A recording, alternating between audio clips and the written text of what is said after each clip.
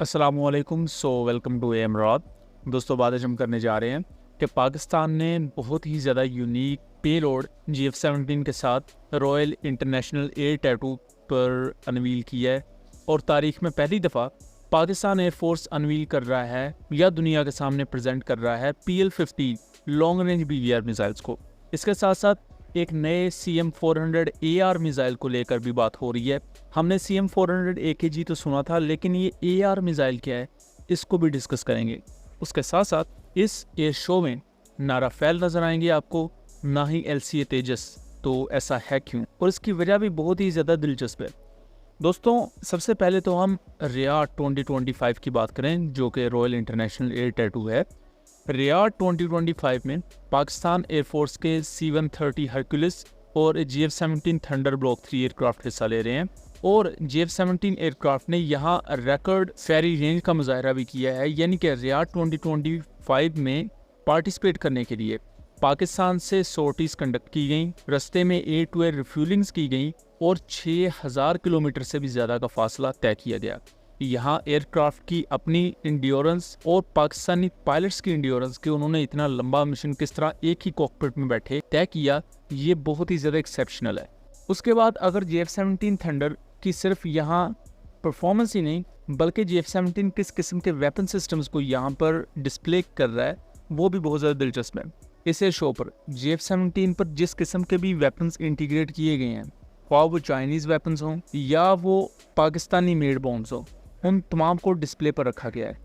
और ये चीज़ चाइना खुद भी चाहता है, क्योंकि चाइना के भी फ़ायदे में है। वैसे तो चाइना की एविक कंपनी भी यहाँ पार्टिसिपेट कर रही है, लेकिन वो कोई फाइटर जेट नहीं अपना लेके गए, वो अपनी मुख्तलिफ दूसरे इक्विपमेंट को डिस्प्ले कर रहे हैं। यहाँ अगर वेपन सिस्टम्स की बात कर लें तो air to ground weapon system almost 90% Pakistan made हैं, जिनमें अलबत्तार बॉम्ब्स हैं, फिर रेंज एक्सटेंशन किट्स हैं जो कि 2019 में इंडिया के खिलाफ यूज़ की गई और अलबत्तार बॉम्ब को नाइजीरिया सक्सेसफुली यूज़ करता आ रहा है। इसके साथ साथ यहाँ PL-15 और PL-10 मिसाइल आपको लगे हुए नजर आएंगे, जबकि अगर राइट साइड पर जाएं तो यहाँ हमें SD-10 या PL-12 medium range BVR missile लगे हुए नजर आएंगे।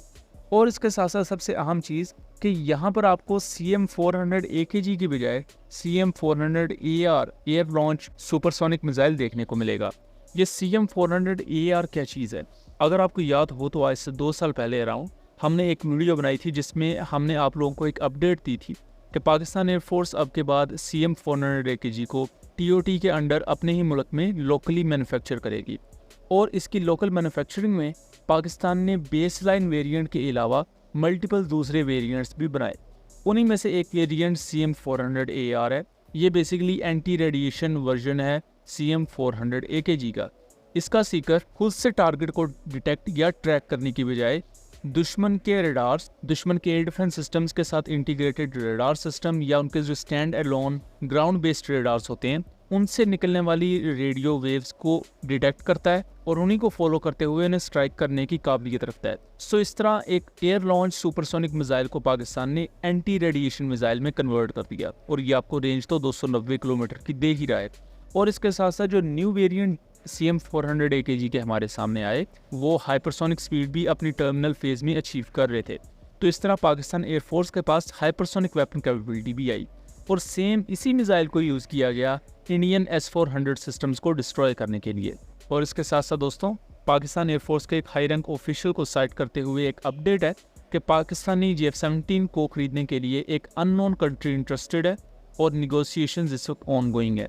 अभी इसके बारे में इन्फो नहीं दी जा सकती, बट जैसे ही ये चीज़ फाइनलाइज होगी तो पाकिस्तान एयरफोर्स इस चीज़ को खुद अनाउंस करेगी। अब ये तमाम चीज़ें तो एक साइड पर हैं, लेकिन क्वेश्चन ये है कि इंडिया का LCA तेजस एयरक्राफ्ट और फ्रांस का राफेल एयरक्राफ्ट रियाद 2025 से मिसिंग है।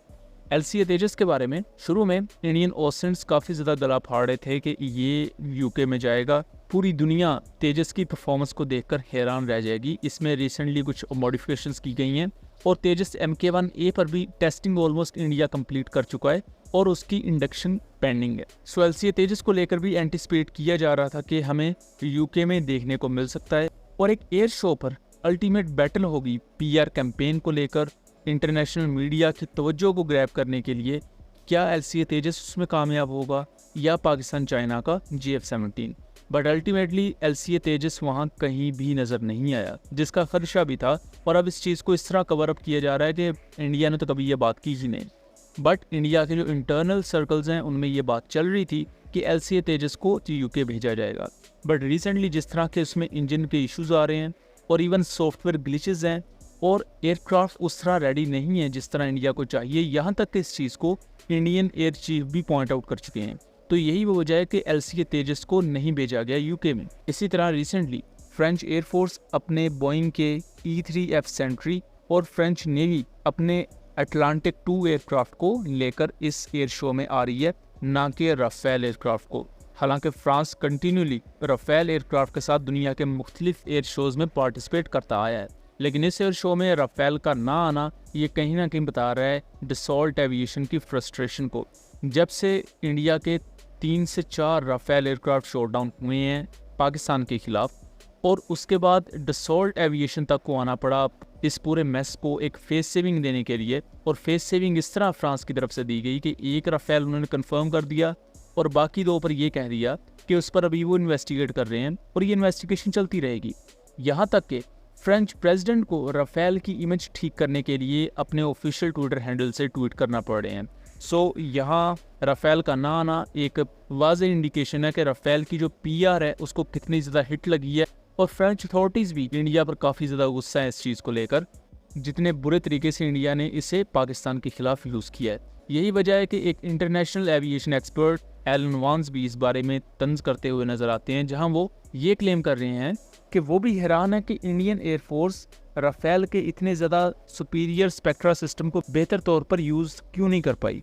और यहाँ वो इस चीज़ पर भी क्वेश्चन उठा रहे हैं कि पाकिस्तान ने जब इंडिया पर PL-15 मिसाइल्स फायर किए तो स्पेक्ट्रा सिस्टम ने इंडियन पायलट्स को वार्निंग क्यों नहीं दी, क्योंकि इसे डिज़ाइन ही इस वजह से किया गया है कि अगर दुश्मन की तरफ से इवन आप लॉक भी हो जाएं तो ये आपको वार्निंग दे देता है, लेकिन इंडियन पायलट्स को कोई वार्निंग ना मिल सकी। यही वजह है कि उन्हें at the end of the time भी ये पता नहीं चल सका कि उन्हें हिट क्या किया है और किस साइड से किस प्रोजेक्टाइल ने आके उन्हें हिट किया है।